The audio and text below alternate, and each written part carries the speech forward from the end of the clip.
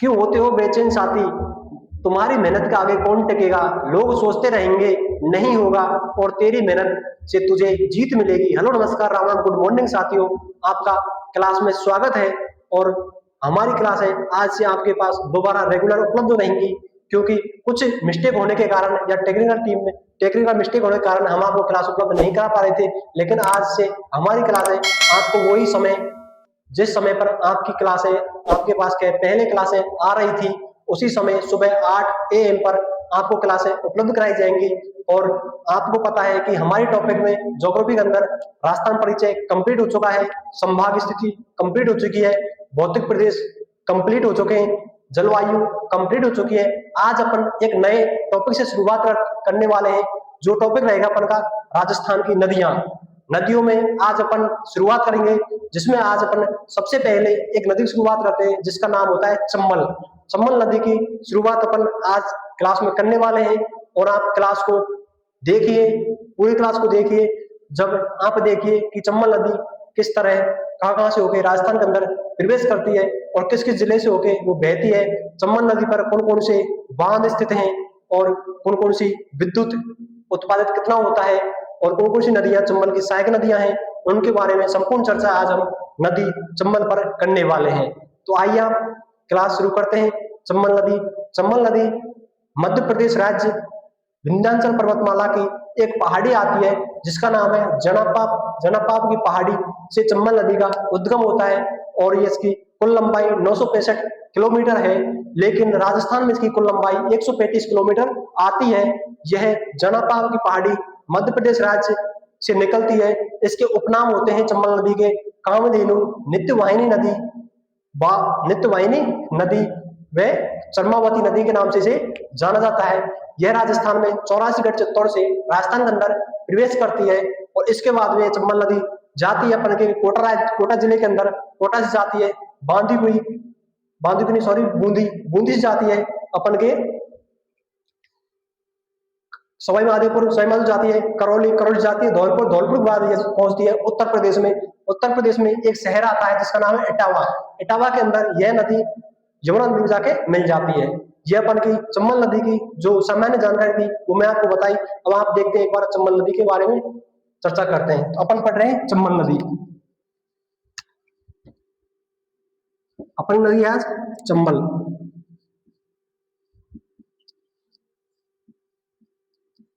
चंबल नदी पर बात करने वाले हैं जिसके उपनाम आते हैं चर्मावती,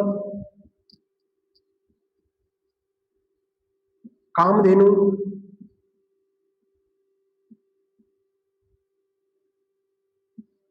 नित्यवाहिनी,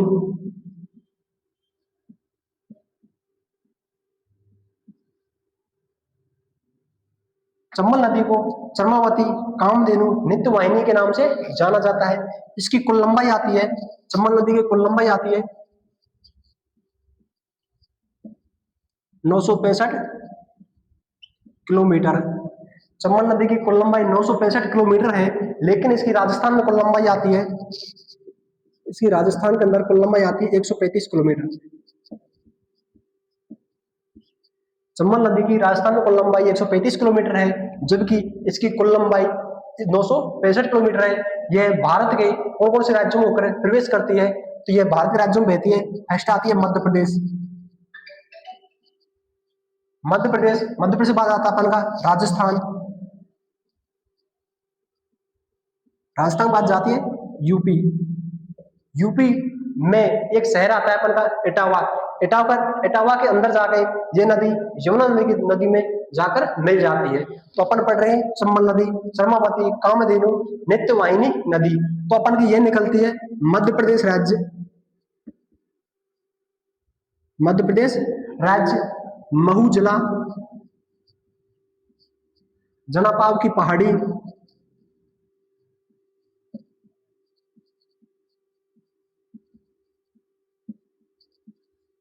जनापाव की पहाड़ी से अपन की चंबल नदी का उद्गम होता है। तो अपन देखते हैं यह अपनी नदी जा रही है, चंबल नदी यहां से निकल गई, यह अपन की चंबल नदी।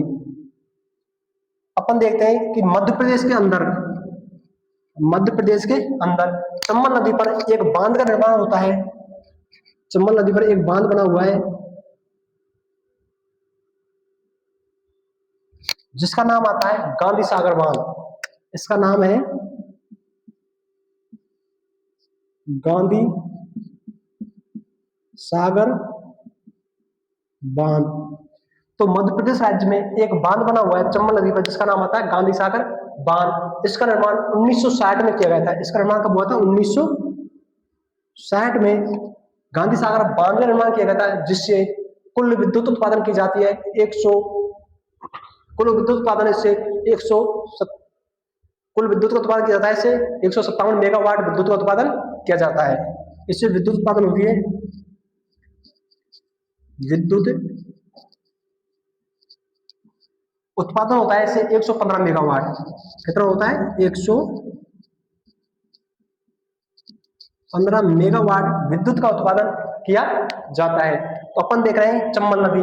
चंबल नदी का उद्गम जनापाव की पहाड़ी महू जिला मध्य प्रदेश राज्य से चंबल नदी का उद्गम होता है। और मध्य प्रदेश राज्य में चंबल नदी पर एक बांध बना हुआ है जिसका नाम है गांधी सागर बांध, जिसका निर्माण सन 1960 के अंदर किया गया था, जिससे विद्युत उत्पादन 115 मेगावाट विद्युत का उत्पादन किया जाता है। ये होती है अपन की चंबल नदी। चंबल नदी आगे देखते हैं अपन, राजस्थान में प्रवेश करती है, 84गढ़ चित्तौड़ से राजस्थान के अंदर प्रवेश करती है। तो यहाँ आता है अपन का, यहाँ से सीमा प्रारंभ हो जाती है राजस्थान। ये होता है अपन का राजस्थान में। राजस्थान के अंतर्गत यहाँ शहर आता है 84गढ़। यहाँ पर शहर है अपन का 84गढ़।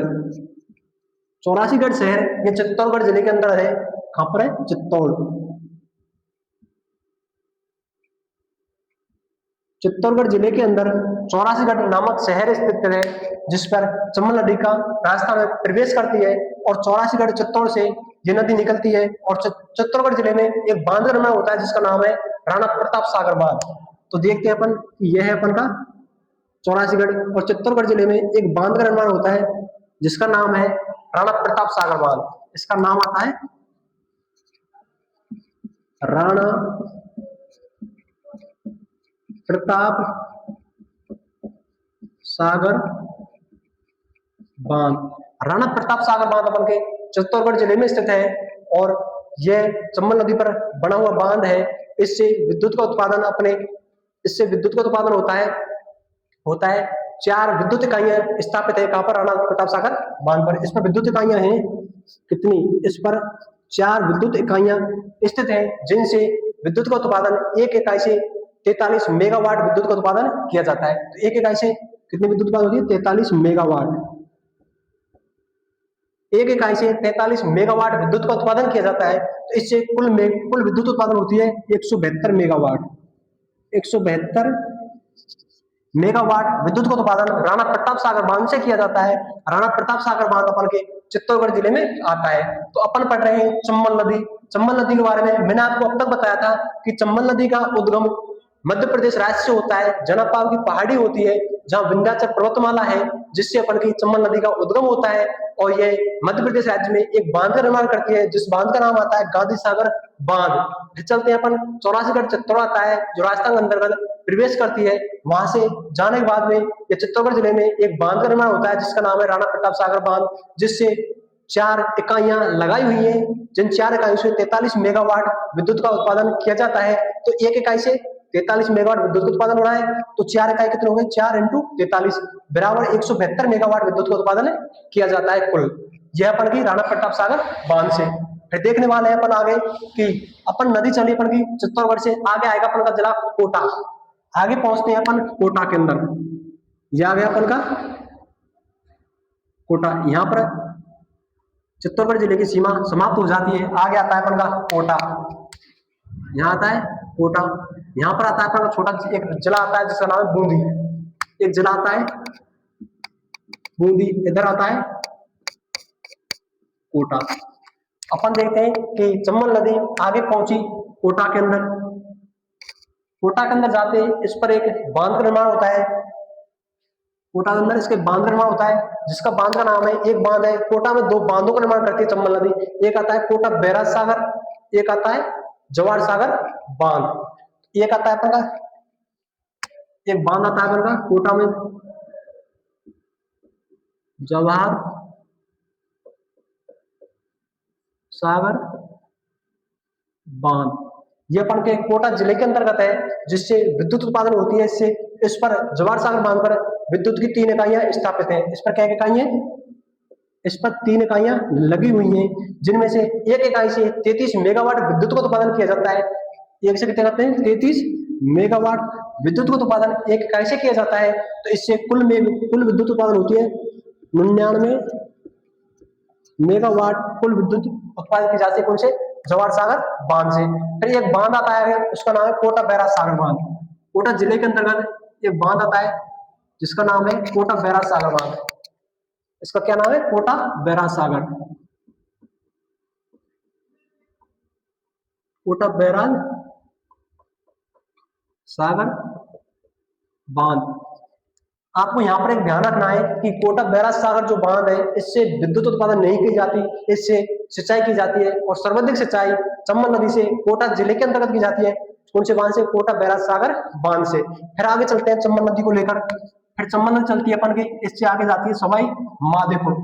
यहाँ आता है सवाई माधोपुर, सवाई माधोपुर के आगे जाती है अपन की ये करौली। यहाँ आता है अपन का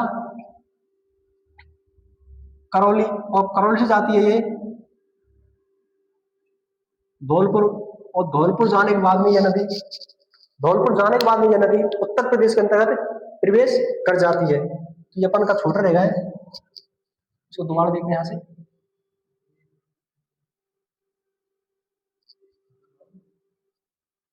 ये आ गई अपन की कोटा सीमा यहां पर समाप्त हो जाती है। फिर देखते हैं अपन, ये नदी प्रवेश कर दी सवाई माधोपुर, यहां से स्टार्ट होता है सवाई माधोपुर। फिर सवाई माधोपुर आता है अपन का कोटा, सॉरी करौली आता है। क्या आता है, करौली, ये अपन का करौली। इसके बाद आता है अपन का धौलपुर, और धौलपुर आता है अपन का यूपी। यूपी अपन का उत्तर प्रदेश, जहां पर एक शहर आता है इटावा। यूपी के अंदर एक शहर स्थित है जिसका नाम है इटावा।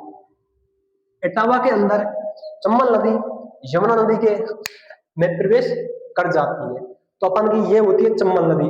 अपन ने शुरुआत की थी चंबल नदी की, कि एक बार दोबारा देखिए, अपन ने शुरुआत की थी चंबल नदी की मध्य प्रदेश राज्य, विंध्याचल पर्वतमाला कहां पर है, मध्य प्रदेश राज्य के अंतर्गत है, जिसमें पहाड़ी आती है जनापाव की पहाड़ी।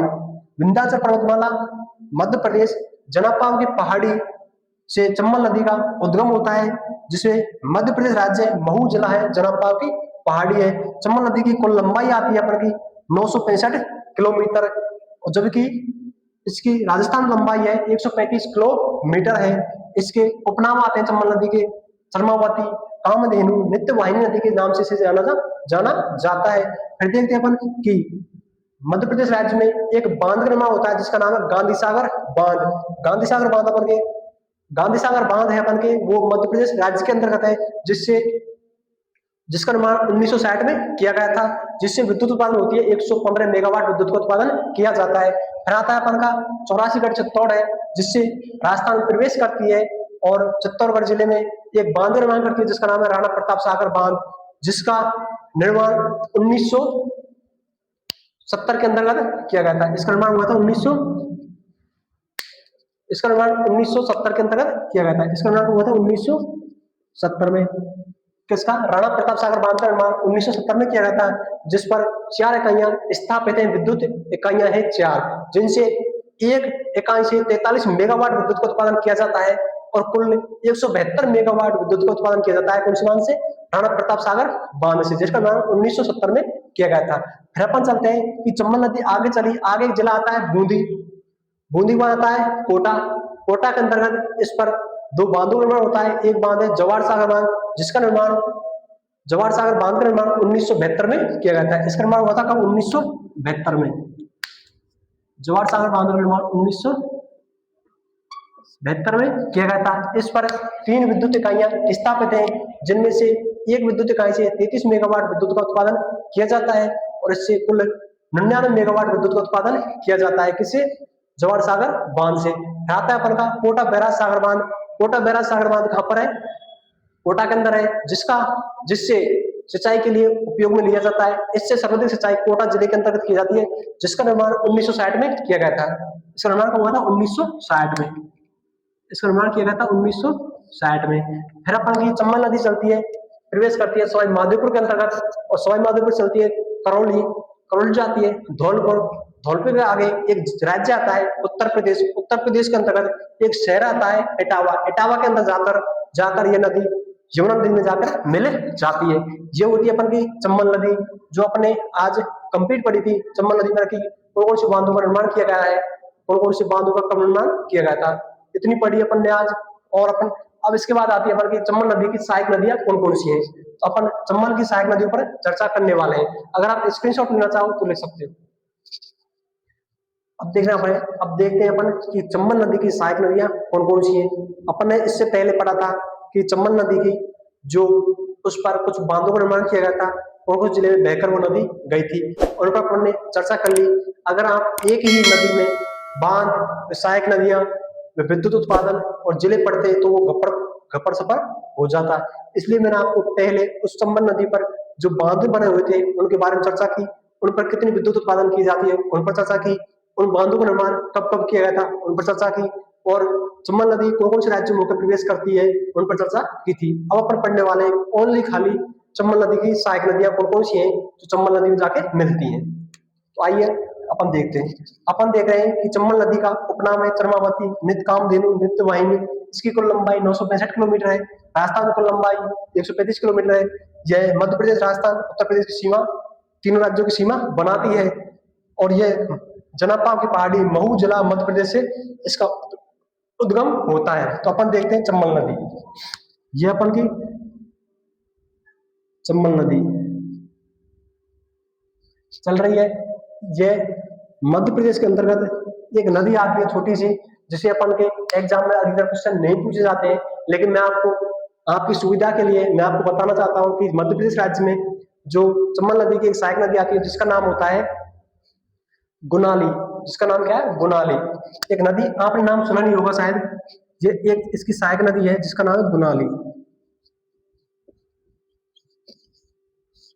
चंबल नदी की सहायक नदी आती है गुनाली, जो मध्य प्रदेश राज्य के अंतर्गत चंबल में मिल जाती है।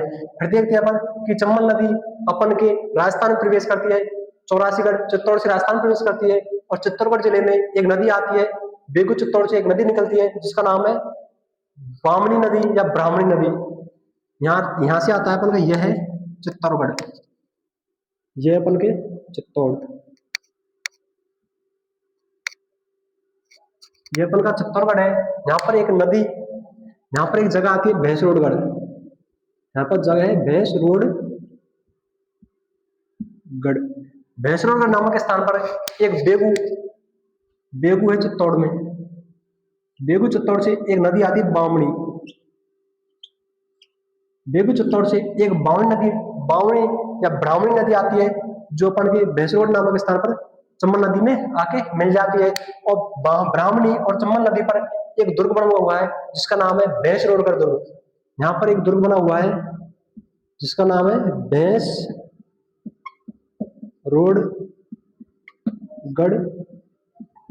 दुर्ग। भैंसरोडगढ़ दुर्ग ब्राह्मणी नदी पर बना हुआ है चित्तौड़गढ़ जिले के अंतर्गत। यह अपन की ब्राह्मणी नदी बेगू चित्तौड़ से निकलती है और भैंसरोड नामक स्थान पर चंबल नदी में आगे मिलती है। और बामणी या ब्राह्मणी नदी और चंबल नदी के संगम पर एक दुर्ग का निर्माण होता है जिसका नाम है भैंसरोडगढ़ दुर्ग। ये दो नदियों के संगम पर बना हुआ है, कौन सी? ब्राह्मणी और या बामणी और चंबल नदी पर। फिर देखते हैं अपन आगे, आगे चलते हैं अपन, चित्तौड़गढ़ के आगे जाता है अपन का बूंदी, एक जिला आता है अपन का, यहाँ पर एक जिला आता है बूंदी, ये अपन का बूंदी। फिर इधर आता है अपन का कोटा, कोटा आता है। और चित्तौड़गढ़ जिले के अंतर्गत एक जलप्रपात बना हुआ है जो राजस्थान का सबसे ऊंचा जलप्रपात है। चित्तौड़गढ़ जिले के अंतर्गत, चित्तौड़गढ़ जिले के अंतर्गत चंबल नदी पर एक जलप्रपात बना हुआ है, जल प्रपात बना हुआ है जिसका नाम है चुलिया जलप्रपात।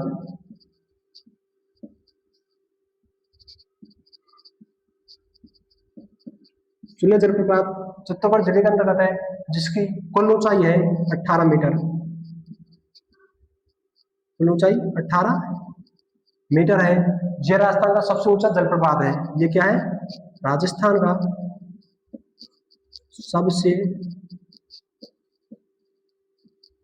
ऊंचा जलप्रपात है। अपन ने देखा कि चंबल नदी राजस्थान में भैंसुरगढ़ नामक स्थान पर पहुंचती है, चित्तौड़गढ़ में।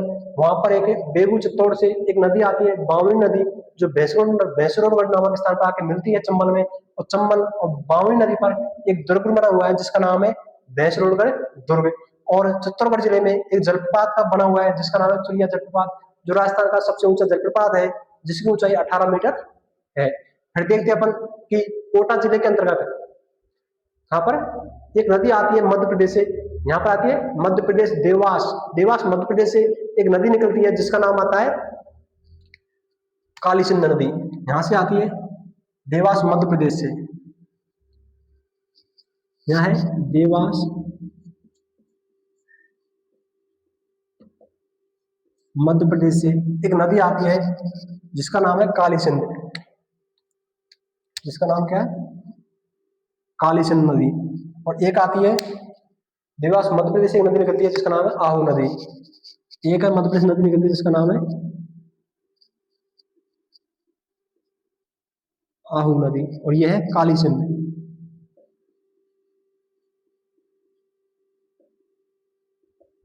ये दोनों नदियां मध्य प्रदेश से निकलती हैं, आहू नदी में काली सिंध नदी। और आहू नदी काली सिंध नदी पर एक दुर्ग बना हुआ है, जो दुर्ग आता है अपन के झालावाड़ जिले में, जिसका नाम है गागरोन दुर्ग। यह है झालावाड़ जिले के अंदर। कहां पर? झालावाड़ जिले में। यह अपन का झालावाड़, जिसके अंतर्गत एक दुर्ग निर्माण कर दिया है जिसका नाम है गागरोन।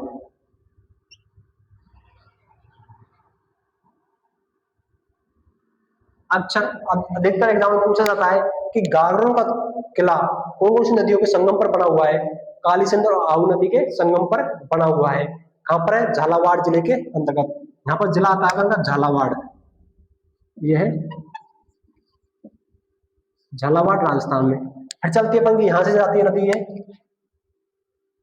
फिर यहां से नदी निकलती है, खा जाती है 12 जिले के अंतर्गत प्रवेश करती है। कहां पर है? ये अपन का 12 आता है। फिर 12 से चलती है चंबल नदी में जाके मिल जाती है कौन सी? काली सिंध नदी। फिर देखते हैं अपन कि चंबल नदी में जाके मिल जाती है। और फिर आगे चलते हैं अपन, फिर आगे एक नदी और आती है अपन की, मध्य प्रदेश से एक नदी निकलती है जिसका नाम है परवन नदी। मध्य प्रदेश से एक नदी का उद्गम होता है जिसका नाम है परवन। मध्य प्रदेश से एक नदी निकलती है जिसका नाम है परवन नदी।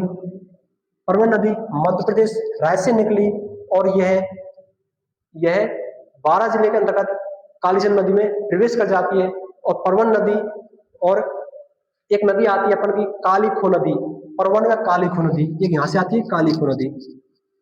काली खो नदी, परवन में काली खो नदी पर झालावाड़ जिले में अंतर्गत एक दुर्ग बना हुआ है जिसका नाम है मनोहर थाना दुर्ग। यहाँ पर 12 जिले में, झालावाड़ जिले में एक दुर्ग का निर्माण होता है जिसका नाम क्या है? मनोहर थाना दुर्ग। इसका नाम आता है मनोहर। 12 जिले के अंतर्गत एक दुर्ग बना हुआ है जिसका नाम है शेरगढ़ दुर्ग। शेरगढ़ दुर्ग परवन नदी पर बना हुआ है। फिर देखते हैं प्रिय नदी चली चंबल में जाके मिल जाती है। उसके बाद अपन देखते हैं एक नदी आती है अपन की, इसके बाद नदी आती है अपन पार्वती नदी। इसके बाद नदी आती है अपन की पार्वती नाम से, एक नदी आती है पार्वती। यहां से आती है पार्वती नदी, जो अपन की ये नदी निकलती है पार्वती नदी। और ये आती है अपन की चंबल नदी। ये आती है अपन की चंबल नदी। पार्वती नदी अपन के सवाई माधोपुर में जाके चंबल नदी में मिल जाती है। और 12 के अंतर्गत इस पर एक शहर बना हुआ है पार्वती, जिसका नाम है किशनगंज। ये अपन चली पार्वती नदी और ये 12 जिले के अंतर्गत प्रवेश करती है। और 12 जिले के अंतर्गत इस पर एक शहर बना हुआ है जिसका नाम है किशनगंज। इसका शहर का नाम है किशनगंज। किशनगंज, किशनगंज शहर 12 जिले के अंतर्गत बना हुआ है पार्वती नदी पर। फिर अपन की ये नदी चंबल में जाके मिल जाती है, कहां पर? सवाई माधोपुर में। फिर अपन देखते हैं आगे आगे एक नदी आती है, आगे जिला आता है अपन का, ये चली चंबल नदी, आगे पहुंची अपन की करौली में। आगे कहाँ पहुंची? करौली में। करौली के अंतर्गत एक नदी आती है, हल्की नदी, जिसका नाम आपने नहीं सुना होगा, वो नदी है कुन्नू नदी। यहाँ पर आती है कुन्नू नदी नाम की, कुन्नू नदी। कुन्नू नदी अपनी करौली में चंबल नदी में जाके मिल जाती है। फिर चलते हैं अपन, करौली में जाती है धौलपुर में।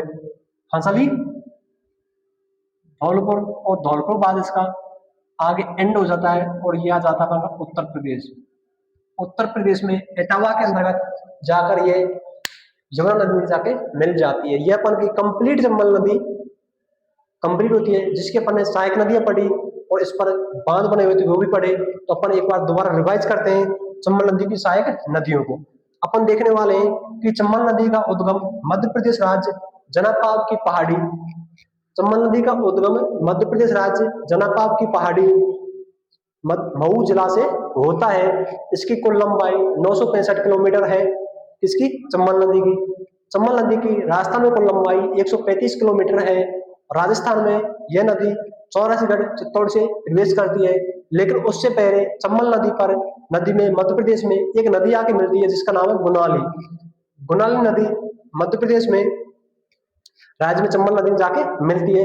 फिर अपन की चंबल नदी चली भैंसरोडगढ़ नामक स्थान आता है, कहाँ पर? चित्तौड़गढ़ जिले में भैंसरोडगढ़ नामक स्थान पर चंबल नदी में एक नदी आती है बेगू चित्तौड़ से, बावनी या ब्राह्मणी नदी, जो चंबल नदी में आके मिलती है। जिसमें देखते हैं अपन कि ब्राह्मणी व चंबल नदी के संगम पर एक दुर्ग बना हुआ है, जिसका नाम है भैंसरोडगढ़ दुर्ग। फिर देखते हैं अपन चंबल नदी आगे पहुंची बूंदी जिले के अंतर्गत, बूंदी से गई अपन की कोटा में, लेकिन बूंदी के अंतर्गत एक चंबल नदी की एक शाखा छट जाती है, जो बूंदी के अंतर्गत सबसे गहरा गर्त माना जाता है। फिर देखते हैं अपन ये पहुंची कहां पर? कोटा में। कोटा जिले के अंतर्गत इसमें कुछ सहायक नदियां आके मिलती है चंबल में। जिस प्रकार एक नदी आती है मध्य प्रदेश से, आहू नदी, जो झालावाड़ जिले के अंतर्गत से चंबल नदी प्रवेश करती है। एक आती है आहू नदी और कालीसिंध नदी। आहू व कालीसिंध नदी मध्य प्रदेश राज्य से उद्गम होता है और ये पहुंचती है झालावाड़ में। झालावाड़ में इन दोनों नदियों का संगम होता है, कौन सी? आहू और कालीसिंध। आहू और कालीसिंध नदी के संगम पर झालावाड़ जिले के अंतर्गत एक दुर्ग बना हुआ है, जिसका नाम है गागरोन का किला। फिर अपन देखते हैं झालावाड़ के आगे ये कालीसिंध नदी खा जाती है, बारा के अंतर्गत पहुंचती है और बारा से पहुंचती है कोटा के अंतर्गत, और कोटा में जाके चंबल नदी में जाके मिल जाती है, कौन सी? कालीसिंध नदी। फिर देखते हैं अपन, फिर आती है कि परवन नदी। परवन नदी का उद्गम मध्य प्रदेश राज्य से होता है। ये भी अपन के झालावाड़ जिले के अंतर्गत एक नदी आके मिलती है इसमें, जिसका नाम है कालीखो नदी। कालीखो नदी परवन नदी में आकर झालावाड़ जिले के अंतर्गत मिलती है, और जिस पर दोनों के संगम पर, और परवन और कालीखो नदी के संगम पर एक दुर्ग बना हुआ है झालावाड़ में, जिसका नाम मनोहर थाना दुर्ग। फिर देखते हैं अपन, फिर चली परवन नदी, कहाँ पहुंची? बारा में। बारा जिले के अंतर्गत परवन नदी पर एक दुर्ग का निर्माण होता है, जिसका नाम है शेरगढ़ का किला। वो कहाँ पर है? बारा में। फिर देखते हैं अपन, बारा के आगे चलती है, कोटा जिले के अंतर्गत चंबल नदी में जाके मिल जाती है, कौन सी? परवन नदी। फिर देखते अपन कि फिर चली चंबल नदी कहाँ पहुंची? सवाई माधोपुर में। सवाई माधोपुर में जाने पर चंबल नदी में एक नदी आती है पार्वती, कहां से निकलती है? मध्य प्रदेश से। पार्वती नदी सवाई माधोपुर में जाके चंबल नदी में मिल जाती है। फिर देखते हैं अपन, फिर चलते हैं आगे आती है करौली। चंबल नदी पहुंची कहां पर? करौली में। करौली का कहते हैं डांग की रानी। डांग का राजा कौन है? धौलपुर, और डांग की रानी करौली। तो करौली में जाके एक कुन्नू नदी आती है, जिसका नाम आपने कभी सुना नहीं होगा, शायद सुना हो तो बहुत अच्छी बात है, और नहीं सुना हो तो आज सुन लो। कुन्नू नदी आती है, कुन्नू नदी करौली में जाके चंबल नदी में मिल जाती है। फिर चलती है अपन की चंबल नदी करौली से पहुंची कहां पर? धौलपुर। धौलपुर से जाती है उत्तर प्रदेश। उत्तर प्रदेश में इटावा नामक शहर पर यमुना नदी का प्रवाह क्षेत्र होता है, जिसमें जाकर चंबल नदी मिल जाती है। यहां तक अपन की चंबल नदी का प्रवाह क्षेत्र माना जाता है। ये होती है अपन की चंबल नदी कंप्लीट। इससे बाहर अपन का क्वेश्चन कोई भी एग्जाम में नहीं जाएगा। ये अपन की आज की क्लास कंप्लीट होती है, और आप हमारा सहयोग करें, आपको हमारा सहयोग करें, उतनी ही हम आपको बेस्ट क्लास देने की कोशिश करेंगे। और आप कमेंट करें, आपका कोई भी क्वेश्चन हो तो कमेंट करें, हम आपको रिप्लाई देने की कोशिश करेंगे। और आपको क्लास अच्छी लगे तो लाइक करें, अपने दोस्तों के साथ शेयर करें, और हमारे चैनल को सब्सक्राइब करें। Thank you.